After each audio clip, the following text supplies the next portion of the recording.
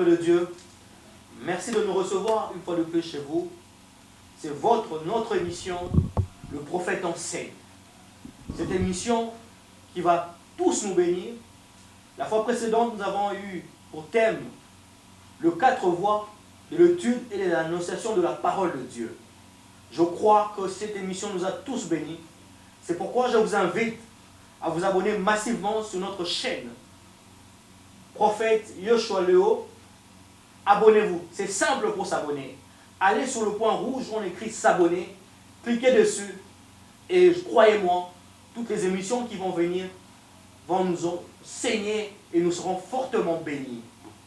Nous remercions Dieu parce que notre prophète est déjà là sur place. Bonjour prophète. Bonjour Papa Roland. Comment vous allez prophète? Le Seigneur nous soutient. Nous sommes bénis de vous avoir encore aujourd'hui. Amen, amen. Prophète, nous avons annoncé tout à l'heure l'émission d'aujourd'hui a pour thème l'assis sur le trône. Oui, oui. Dites-nous, il s'agit de quoi? L'assis sur le trône, il s'agit d'un thème très capital, très important que tout enfant de Dieu devrait savoir. Ok. Pourquoi j'ai dit devrait savoir? Parce que en écoutant tout ce qu'il y a comme prédication autour de nous, on comprend que plusieurs personnes disent tel est Dieu ou tel n'est pas Dieu. Mais personne ne nous dit qui est Dieu. Ok. Vous voyez? Il y a des débats comme quoi, il y en a d'autres qui disent que Jésus-Christ est Dieu. Il y en a d'autres qui disent qu'il n'est pas Dieu. Ok. Mais personne ne nous dit qui est Dieu. Personne ne nous donne la révélation des dieux. Ok. Vous voyez? Alors nous croyons qu'il est important que nous puissions comprendre qui est Elohim. Ok. Qui est cet assis sur le trône. Vous voyez? Quand on comprendra qui est-il, c'est alors qu'on peut savoir si telle ou telle autre personne est Dieu ou il ne l'est pas. Ok. Vous voyez? Alors je pense que jusqu'ici, on ne nous a pas encore révélé, on n'a pas encore eu à révéler cette personne que l'on appelle Dieu dans nos langues, ou soit Elohim en hébreu de son vrai nom. Qui est-il, ce créateur des cieux et la terre? Que l'on ait sa révélation.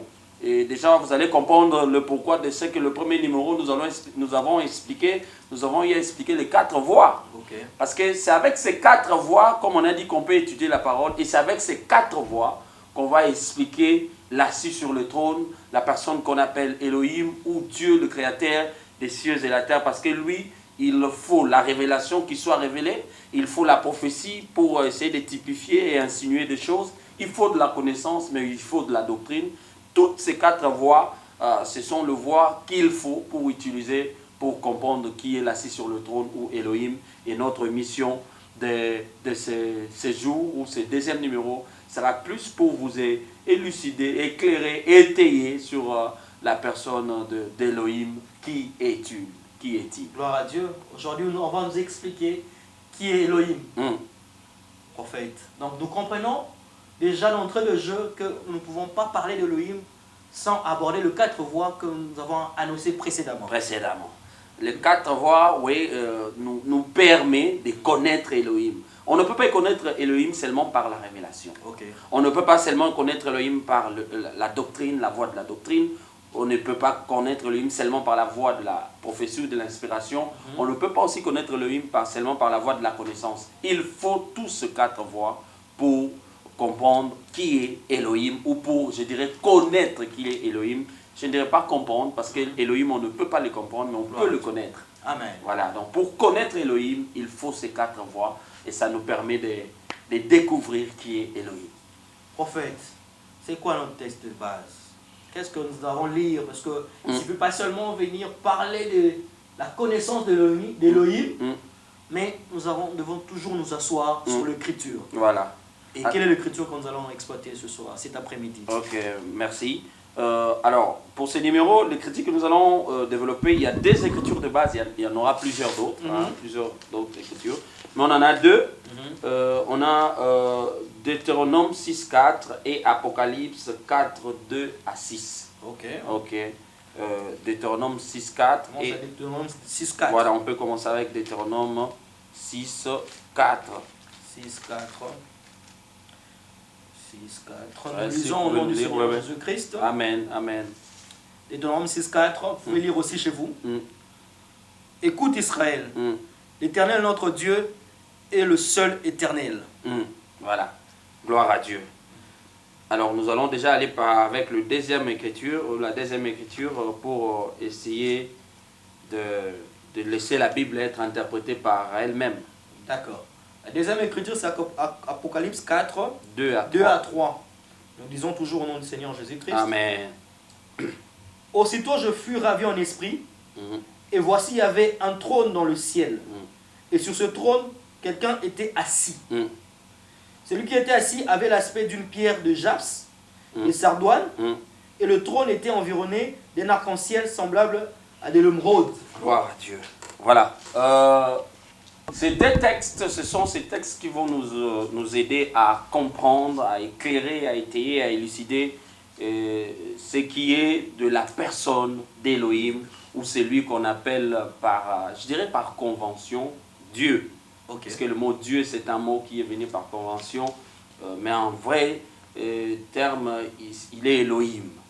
Elohim, le créateur des cieux et la terre. Alors, pour comprendre qui est Elohim, qui est Dieu, voilà pourquoi l'importance même de ce thème est que tout enfant de Dieu comprenne qui est la personne qu'on appelle Dieu. Parce qu'il y a plusieurs débats autour de Dieu. Il y a des hommes qui se font appeler Dieu. Voilà, tout le monde, il y en a même d'autres qui attribuent la divinité à d'autres humains. Okay. Mais nous allons, en fait, par cette émission, ce numéro, nous voulons faire comprendre au monde, au peuple de Dieu, qui est Elohim. Parce que la Bible dit que le mystère de Dieu doit être révélé avant que le Christ revienne. Okay. La première écriture que nous avons lue, Deutéronome 4:6, c'est Moïse qui parle au peuple d'Israël. Il leur dit, écoute Israël, j'aimerais le dire en hébreu, Shema Israël, Yahweh Eloheinu, Yahweh Ehad. Moïse est en train de présenter Elohim. Okay. Il est en train de présenter à Israël son Dieu. Okay. Il dit, écoute Israël, le Seigneur notre Dieu est une unité composée. Le Seigneur notre Dieu est une unité composée. Et ici, Moïse, dans l'ombre des choses, l'Ancien Testament, il est en train de donner une piste pour nous amener à comprendre qui est Elohim. Et quand il parle de lui, il dit, il est une unité composée. C'est ici même le sens du mot Elohim, parce que Elohim est au pluriel. Le singulier d'Elohim, c'est Eloah. Alors, quand on parle d'Elohim, c'est la pluralité de Dieu, cette composition qui forme Elohim. Vous voyez? Alors, nous avons la première piste. Mais seulement avec la première piste, on nous montre, je dirais, la forme, mais on ne nous montre pas le fond. Okay. Moïse, avec Deutéronome 6:4, nous donne la forme d'Elohim. Il dit, il est une unité composée. Mais seulement, ici, nous avons aussi Apocalypse 4:2 à 3 avec Jean. Okay. Et c'est Jean qui vient nous montrer, je vais dire, le fond d'Elohim. Okay. Donc, à Deutéronome 6:4 nous donne la forme, et Apocalypse 4:2 à 3 nous donne le fond. Okay. Alors, quand Jean, dans son Apocalypse, voit le fond de la personne d'Elohim, ou le fond de celui qu'on appelle Dieu, il le voit quoi? Il dit, aussitôt je fus ravi en esprit, ça veut dire qu'il part dans le domaine éternel, et de là, il voit un trône. Il voit un trône. Et sur ce trône, il voit l'assis. Quelqu'un est assis sur ce trône. Qui est cette personne assise sur le trône? Que Moïse avait vu sa forme. Moïse a vu sa forme, une unité composée. C'est alors que Jean voit le fond d'Elohim. Alléluia. Alors quand Jean voit, voilà, quand Jean voit Elohim, il voit des aspects. Mais ces aspects, il le voit en forme de pierre. Parce que j'ai dit ici, ce que Jean voit, c'est le fond. Oui, oui. Mais Moïse a parlé de la forme. Voilà. Quand il le voit en fond de pierre précieuse. Là, pour expliquer quoi? Pour expliquer que Elohim est le précieux. Ok. Voilà. Mais pourquoi les pierres alors? Pourquoi les pierres? Parce que c'est le fond. Ok. Vous voyez, c'est la fondeur. Le roc. Voilà. Donc, le pierre, même s'il faut construire la maison, on met toujours de pierre comme le fond. Ça veut dire que c'est la racine primaire. La fondation. Voilà, la racine primaire même de la maison. Okay. Et ici, on montre la racine primaire d'Elohim. Okay. Et quand Jean voit, pour la première fois, il voit le premier aspect, il voit l'aspect d'une pierre de jaspe. Ok. Ça, c'est le premier aspect d'Élohim. Après, il voit l'aspect d'une pierre de sardoine. Ok. Ça, c'est le deuxième aspect d'Élohim. Et puis, en troisième lieu, il voit le trône environné d'un arc-en-ciel semblable à de l'émeraude. Encore une pierre précieuse. Alors, c'est par ces trois pierres que nous allons comprendre le fond d'Élohim.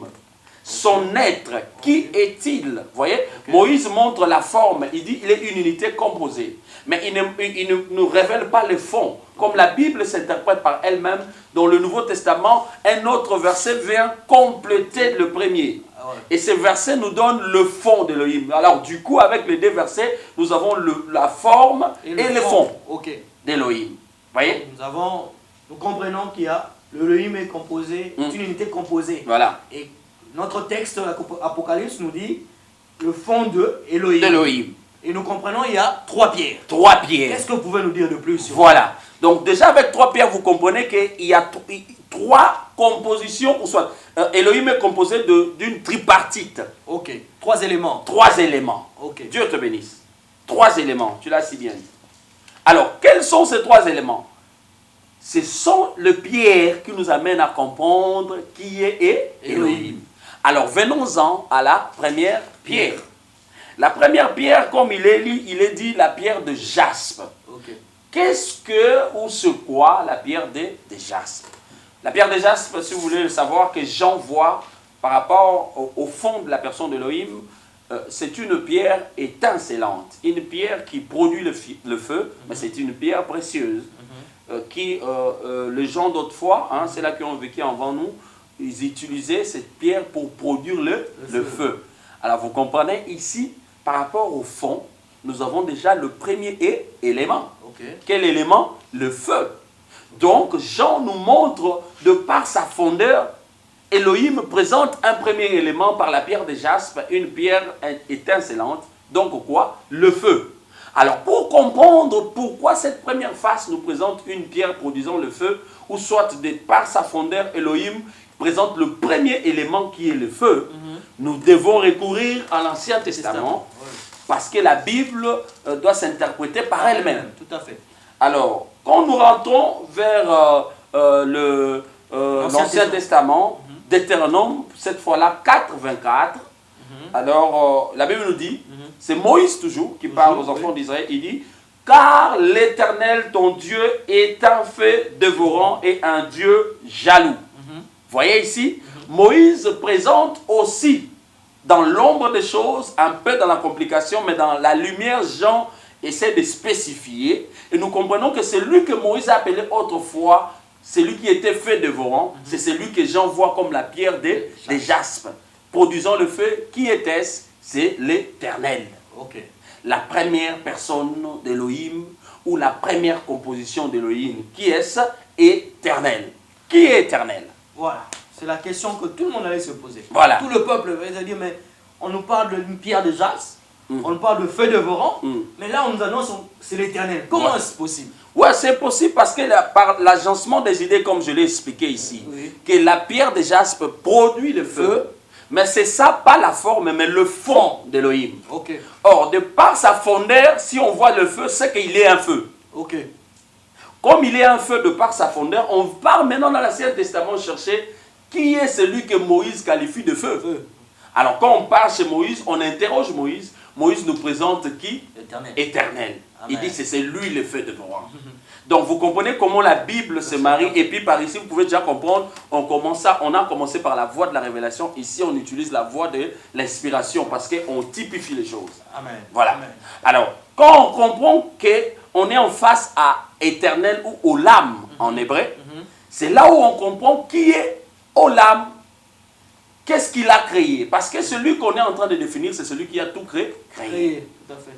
Alors, Olam ou Éternel, c'est lui qui présente le premier élément, le feu, qui est un feu dévorant. Lui, c'est celui éternel qui a engendré les temps. Ok. Vous voyez? Alors, vous allez comprendre même ces numéros que nous sommes en train de tourner. Vous allez voir, on regarde les temps. Nous avons un temps. Un temps. Mais ce temps n'est pas venu d'hasard. Le temps a été engendré par quelqu'un, par une de composition d'Élohim. Qui est l'éternel. Qui est l'éternel. C'est comme ça que la Bible dit, il est le maître des temps et des circonstances. Et des circonstances, sois béni. Okay. C'est comme ça que la Bible dit, il est le maître des temps et des circonstances. Quand la Bible en parle, il parle d'Elohim dans sa composition. Mais quand on entre dans la composition, on comprend que le maître des temps et des circonstances, c'est qui? Olam. Éternel. Au éternel. Vous voyez? Et c'est lui qui change le temps et les saisons. C'est encore éternel. Olam. La première face ou le premier aspect de qui? D'Elohim. Parce qu'ici, on est en Elohim. Okay. Vous voyez? On explique Elohim. Et le premier Eloah en Elohim, c'est Olam. Okay. Vous voyez? Ou le premier Seigneur, parce que Olam et Eloah veut dire Seigneur. Le premier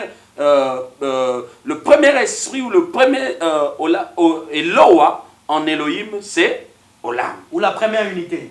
La première unité ou le premier face. Alors, lui, c'est par lui que nous avons aussi le chiffre. Okay. C'est par lui que nous pouvons compter. Okay. Parce que quand on ne peut pas compter, on est dans l'éternité. Okay. Quand on a commencé à compter, ou le commencement, ça veut dire qu'il y a eu des chiffres, oui. Et on peut compter 0, 1, 2, 3, 4, et c'est lui qui a engendré les chiffres, c'est aussi Elohim. Donc comme il est le maître du temps, la Bible dit chaque espèce produit selon son espèce. Donc il ne pouvait que produire voilà, Dieu te bénisse. Donc il a produit ce qui est de son ADN. Amen.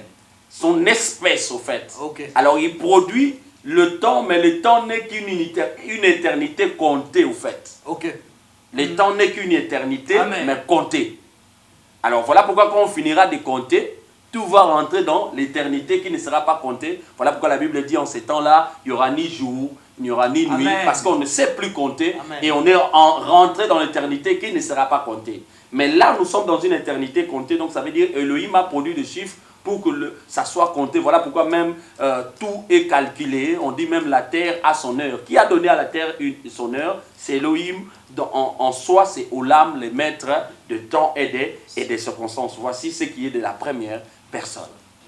Pouvez-nous dire sur la deuxième personne? Sur la deuxième personne d'Elohim. Voilà, nous rappelons, il va prendre ça avec les pierres, parce que nous avons lu dans le texte d'Apocalypse. On est toujours dans notre texte. Et il va commencer à détailler chaque unité en se basant sur l'écriture, parce que la Bible s'interprète par elle-même. Voilà, gloire à Dieu. Alors, la deuxième personne ou la deuxième composition d'Elohim, qui était-ce? Toujours selon l'écriture d'Apocalypse 4, 2 à 3. Le deuxième aspect que Jean voit, il voit la pierre des sardoines. Sardoines. Alors, qu'en est-il de cette pierre? Parce qu'ici nous sommes en Elohim, nous expliquons Elohim, c'est lui qui est Dieu. Okay. Alors la deuxième plutôt, face ou aspect, c'est la pierre des sardoines. Pour comprendre la pierre des sardoines, nous devons encore recourir à l'Ancien Testament pour essayer l'ombre de choses.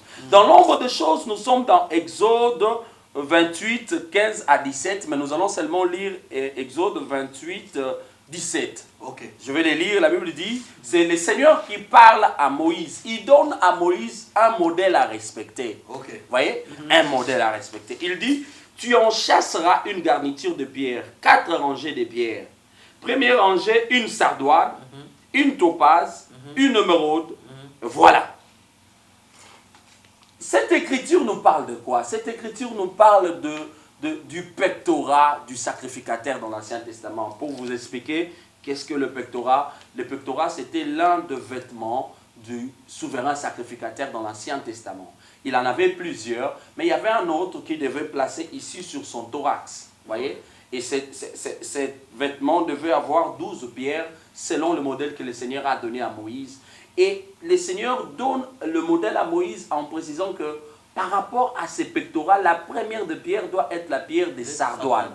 Oui. Je m'arrête là, j'ouvre une parenthèse.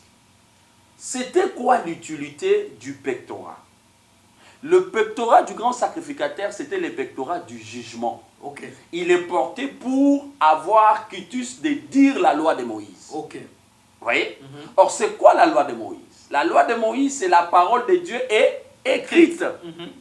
Donc, le pectorat donnait au souverain sacrificateur le quitus de dire la loi écrite ou de dire la parole. Okay. Donc, c'est comme si le pectorat lui donnait, le déliait la langue pour parler. Okay.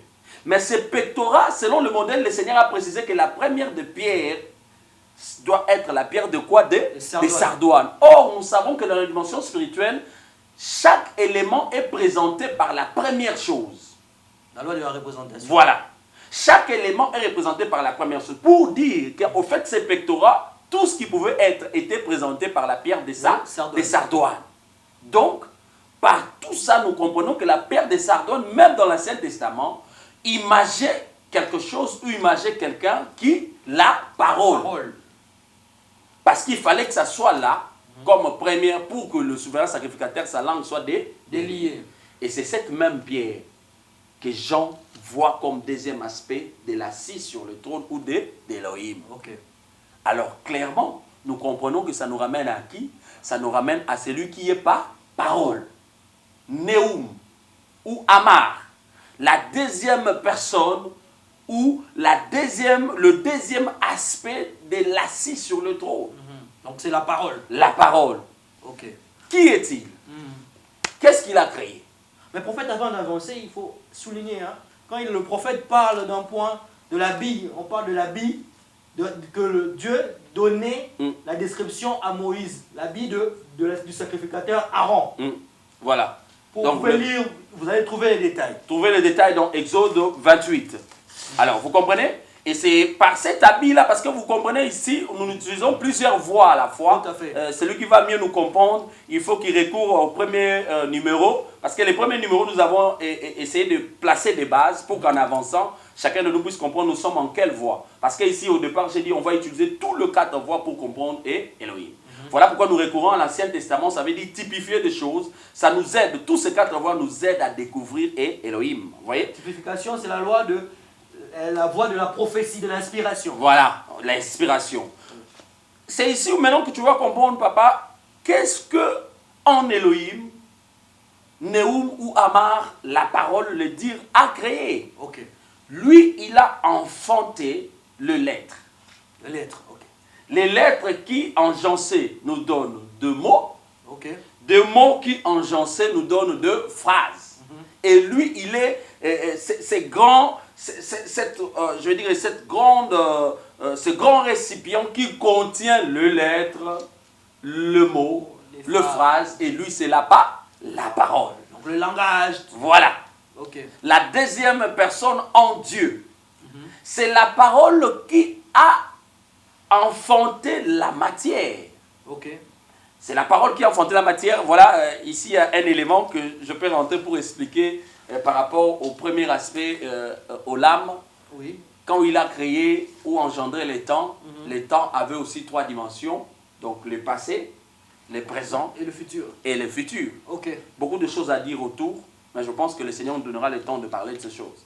Et je reviens au deuxième aspect. Lui aussi, quand il crée la matière a aussi 3 états. Ok.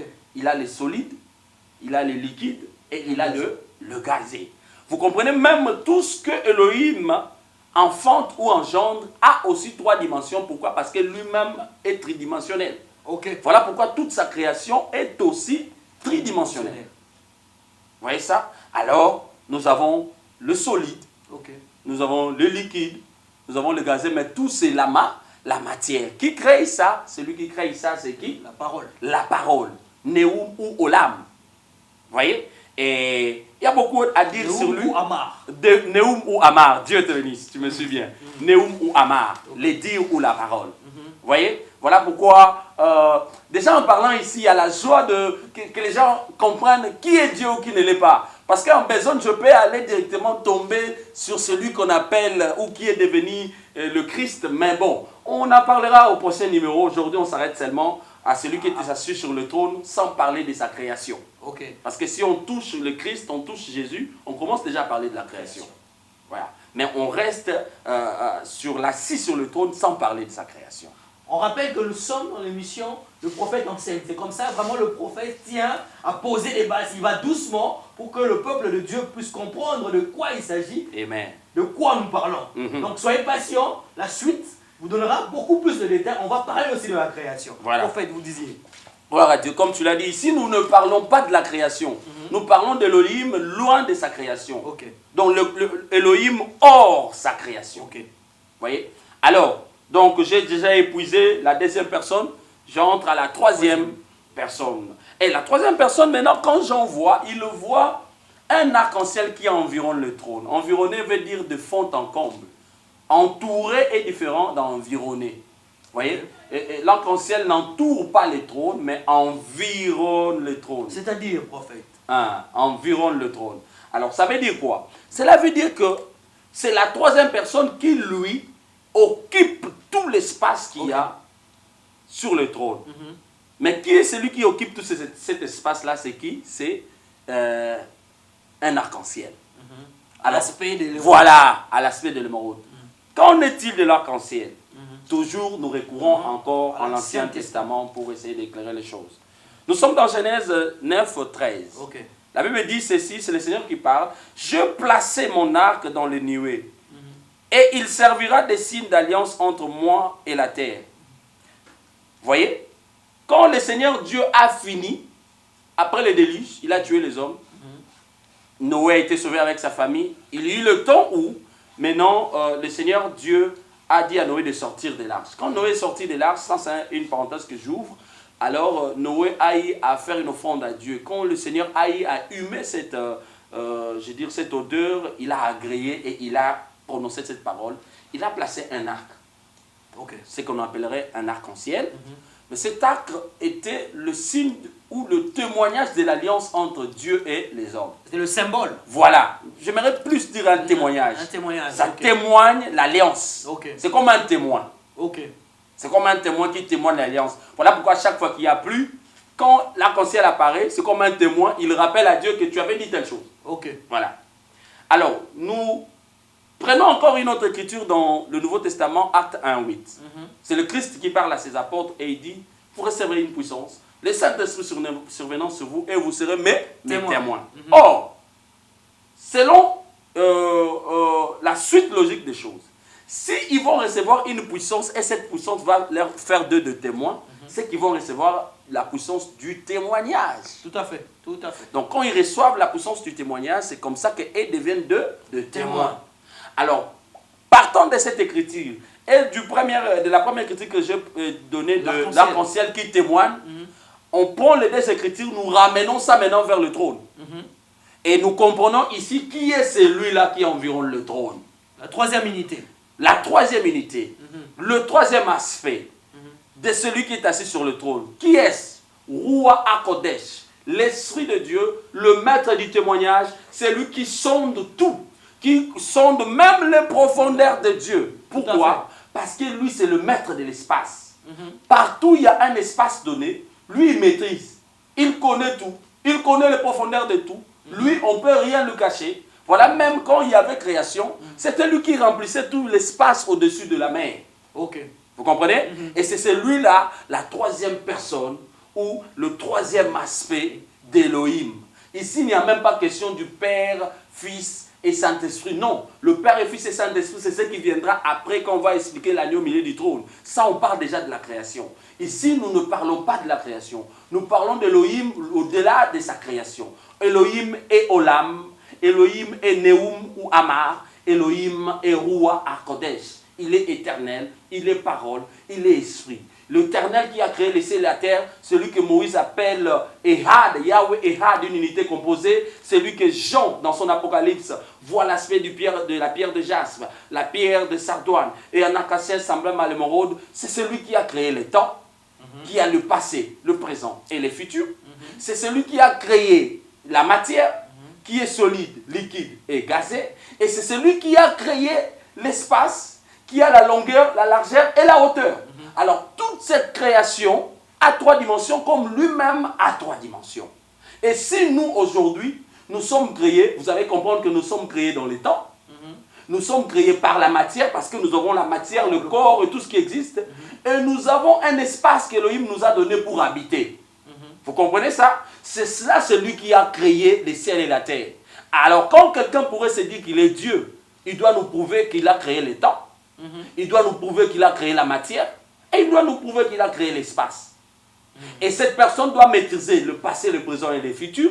Cette personne doit maîtriser le solide, le liquide et le gazé. Et cette personne doit maîtriser la longueur, la largeur et la hauteur. Quand une telle personne peut maîtriser ces trois dimensions, c'est lui qu'on peut dire qu'il est Elohim. Voici celui qu'on appelle Elohim. Voici celui qu'on appelle Dieu. Et je ne sais pas s'il y a 2 ou 3 questions par rapport à ça pour éclairer d'autres personnes et on pourra nous limiter par là. Vous avez bien enseigné. Donc on comprend déjà que la Sainte Trinité n'est pas diabolique. Non.